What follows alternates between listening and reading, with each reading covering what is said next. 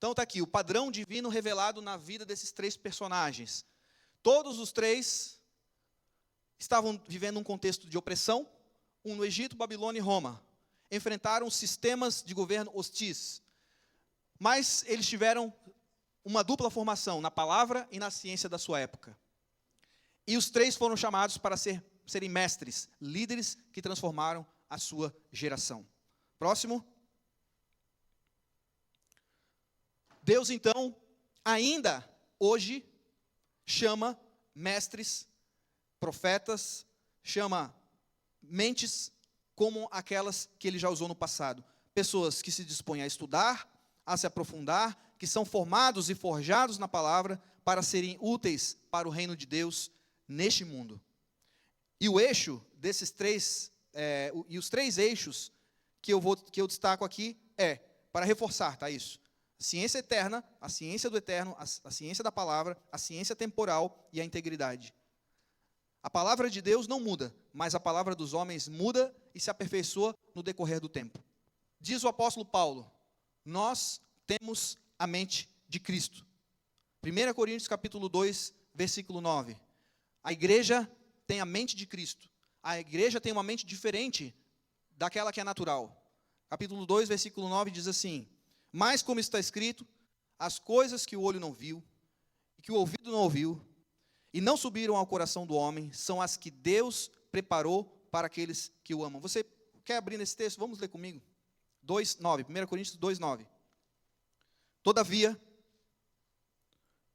as coisas que, como está escrito, as coisas que o olho não viu, que o ouvido não ouviu, e não subiram ao coração do homem, são as que Deus preparou para os que o amam. Essas coisas Deus nos revelou pelo seu Espírito. Esse texto não está falando do céu, ele está falando de que Deus, as coisas que ainda não foram alcançadas pela mente humana, essas coisas Deus revelou para os seus.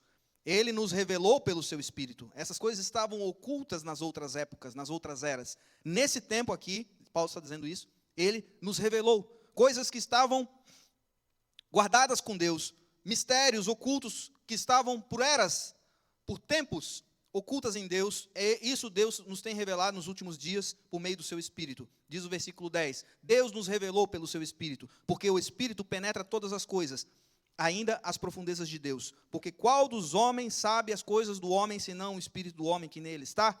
Assim também, ninguém sabe as coisas de Deus, senão o Espírito de Deus. Mas nós não recebemos o Espírito do mundo, mas o Espírito que provém de Deus, para que pudéssemos conhecer o que nos é dado de graça por Deus, as quais também falamos, não com palavras de sabedoria humana, não com as palavras que a sabedoria humana ensina, mas com as que o Espírito Santo ensina, comparando coisas espirituais com as espirituais. Ora, o homem natural não compreende as coisas do Espírito de Deus, porque lhe parecem loucura, e não podem entendê-las, porque elas se discernem espiritualmente. Mas o que é espiritual, a pessoa que é espiritual, discerne muito bem a tudo. E ele, todavia, por ninguém é discernido. Porque quem conheceu a mente do Senhor, para que o possa instruir, nós, porém, temos a mente de Cristo. O que Paulo está dizendo aqui? Que existe sim um conhecimento natural, temporal, que qualquer pessoa pode saber. O ser humano ele é criado à imagem e semelhança de Deus, então ele é criado com lógica, ele é criado com olhos, com sensibilidade, ele tem um cérebro, ele tem uma capacidade natural, certo? Todo ser humano tem, todo ser humano nasce com isso. Mas existem coisas que não são naturais, que a ciência não consegue alcançar, a ciência natural, a ciência do homem, a temporal. A ciência temporal. Tem coisas que são eternas, essas só são reveladas pelo Espírito de Deus. E essas coisas só podem ser discernidas espiritualmente por aqueles que têm o Espírito de Deus. Uma pessoa que não tem o Espírito de Deus não consegue entender muitas coisas. As principais, né? Ela não consegue discernir a verdade do engano. Mas quando ela se abre para Deus, quando uma pessoa quando sente o toque de Deus, se abre para esse toque, quer responder a esse toque, quer responder a essa voz, então ele recebe o Espírito Santo e ele passa a discernir as coisas agora de uma outra forma. E o interessante é que o apóstolo Paulo está dizendo, essas pessoas que são nascidas de novo, que são restauradas, que são transformadas pela conversão, por uma transformação, elas nascem espiritualmente e elas passam a discernir tudo, mas elas não são discernidas por ninguém. Elas passam a ter uma mente transformada, a mente de Cristo. E é exatamente essa mente que Deus quer que cada um de nós tenhamos essa consciência, de que nós temos um diferencial. Por isso que nós, o povo de Deus, nós temos que ser cobrados de uma forma diferente. E nós temos uma responsabilidade diferente diante da sociedade. Algumas pessoas dizem, mas não se pode misturar religião com outras coisas, com política, por exemplo. Não se pode misturar religião numa conversa. Esse tipo de fala é um tipo de fala que quer calar a igreja, que quer calar o povo de Deus. Mas ele não faz sentido. Porque apesar de nós sermos cidadãos dos céus, quando nós somos transformados e renovados e restaurados, nós não deixamos de ser cidadãos da terra também. E pelo fato de nós sermos ainda nessa carne, ainda como homens, ainda como pessoas naturais, nós ainda temos responsabilidades com essa terra. E ainda temos os direitos de um cidadão dessa terra. Nós não falamos de política porque nós somos cristãos, nós falamos de política porque nós somos cidadãos. Só que nós temos um diferencial, nós temos uma capacidade diferente. E isso não é soberba da nossa parte, mas é uma grande responsabilidade, na verdade. O apóstolo Paulo, quando ele disse que foi até o terceiro céu, ele diz depois que foi lhe dado um espinho na carne. E esse espinho na carne, muita gente fala, mas é uma doença, Esse espinho na carne, ele diz respeito ao nível de responsabilidade, a uma consciência de responsabilidade que ele tem, absolutamente grande, diante da sua chamada e da sua vocação. Então, aquilo lhe foi lhe dado, ele mesmo disse, para que ele não se ensoberbeça, porque ele viu coisas extraordinárias. Ele viu coisas inefáveis, coisas da parte de Deus, que não se revela a qualquer pessoa. A responsabilidade dele é muito grande, diante disso. E assim é também a nossa responsabilidade.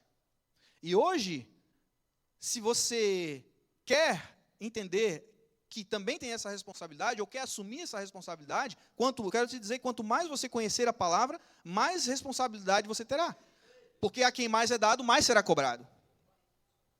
Mas também é dado aos filhos de Deus conhecer as coisas inefáveis de Deus, aos mistérios de Deus, a revelação de Deus. Para que você se torne não um problema no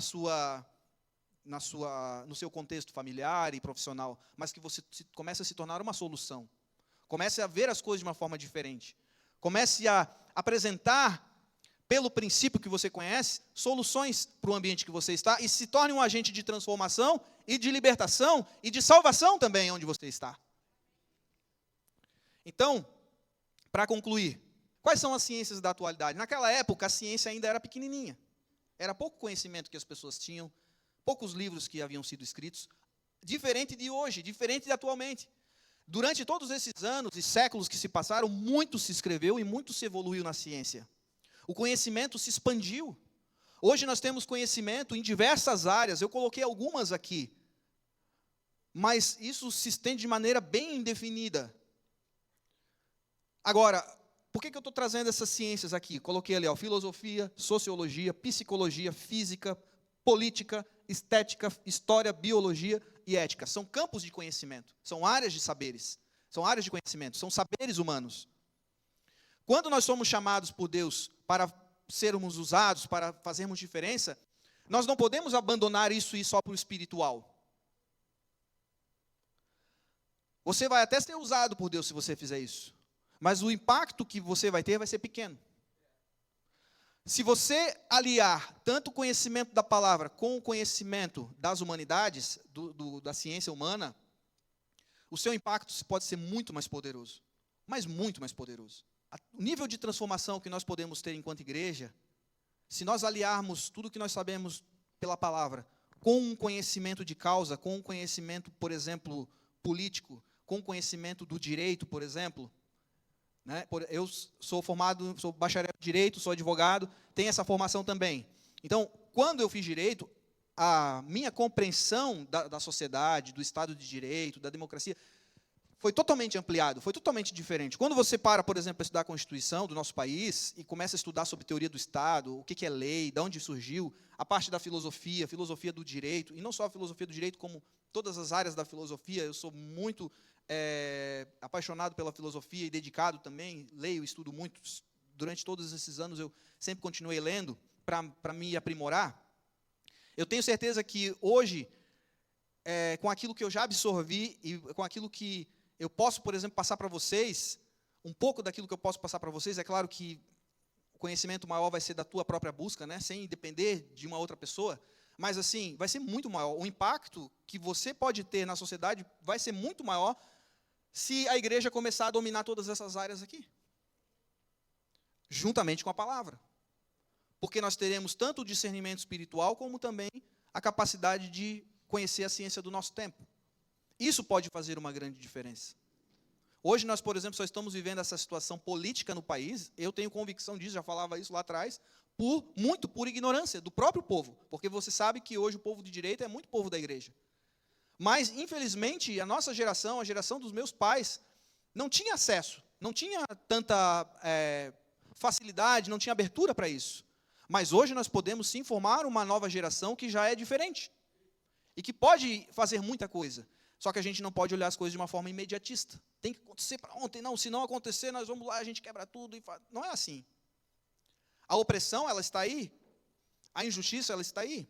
Não pense que a gente vai vencer a injustiça assim, no estalar de dedos. Isso é uma coisa construída aos poucos. É uma coisa demorada. E mesmo assim, a gente sabe que, ainda que a gente, por exemplo, vamos dar um exemplo aqui, a gente consiga colocar lá o presidente que a gente gostaria, colocar as leis que a gente gostaria, colocar os representantes que a gente gostaria, e isso a gente tem que, claro, lutar por isso, mas não pense que a injustiça vai ser vencida de uma hora para outra. Nós vamos continuar tendo opressão, vamos continuar tendo que lutar contra a injustiça. Hoje mesmo, se alguém acompanhou nas redes sociais, a China fez um desfile do seu arsenal militar. Ali a gente tem armas que podem destruir, pode chegar a qualquer ponto do planeta e podem destruir uma cidade em uma fração de minutos, segundos, não sei. E aí daqui a pouco a gente vê outro país desfilando o seu armamento, e outro aqui, cada um desfila o seu, né? Cada um faz a sua apresentação. Onde que a gente vai parar com isso? Aí eu fiquei pensando, a gente fala de paz no mundo, a gente fala de um amadurecimento da humanidade, depois das 2 guerras, agora no século passado, e o ser humano está melhorando, mas a gente está vendo os países se entupirem de armas, de bombas. Então, por um lado você está falando de paz, e por outro você está armado até os dentes. Para que serve aquilo dali tudo? Para que se produz aquilo dali tudo? Então, a nossa luta, não adianta, não vai acabar enquanto nós estivermos na terra. Vai permanecer até que Jesus venha e estabeleça o seu reino definitivamente. Mas até lá, nós somos chamados a fazermos o nosso papel, a nossa missão, a nossa vocação. E nesse momento, a nossa vocação passa por conhecer a palavra.